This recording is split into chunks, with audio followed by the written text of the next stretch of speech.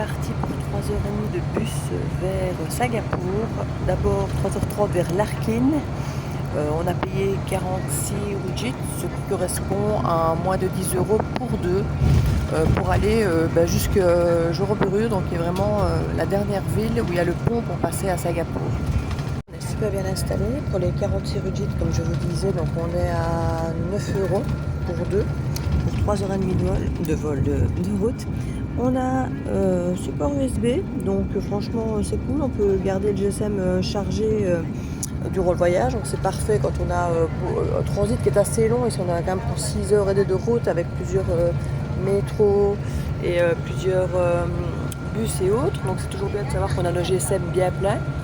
On a des sièges hyper confortables avec les supports pour les pieds, les jambes, et on peut incliner, enfin franchement on a vraiment des bons sièges, donc c'est vraiment une classe super, vraiment bien quoi, quand on voit la largeur du dossier et l'homme qui est devant.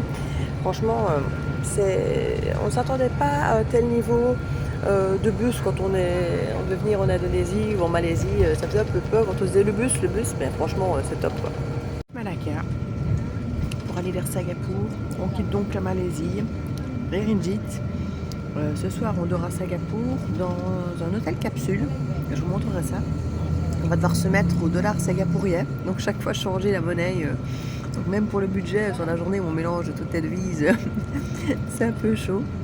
Donc voilà, journée de transit aujourd'hui de 6 heures de trajet. Je vous expliquerai tout ça quand on arrive.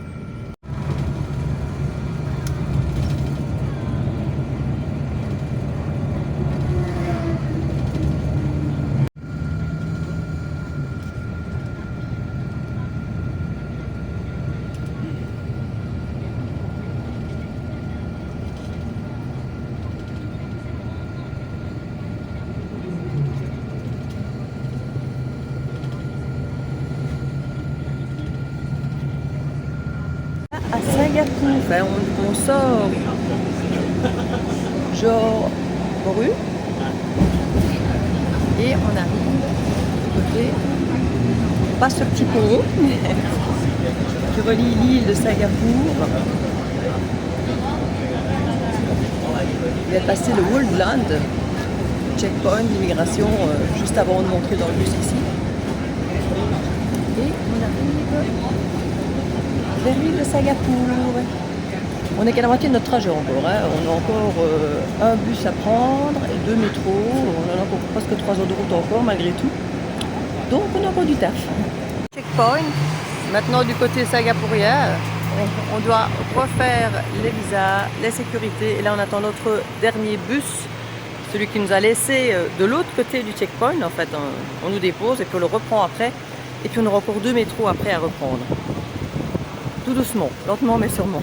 Bon ben voilà, avant-dernier métro et puis on est bon.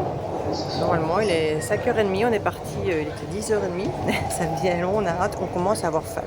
Premier repas singapourien. On a des petites cantines tout autour de notre hôtel, on en a tout plein, des petits trucs comme ça, c'est assez chouette.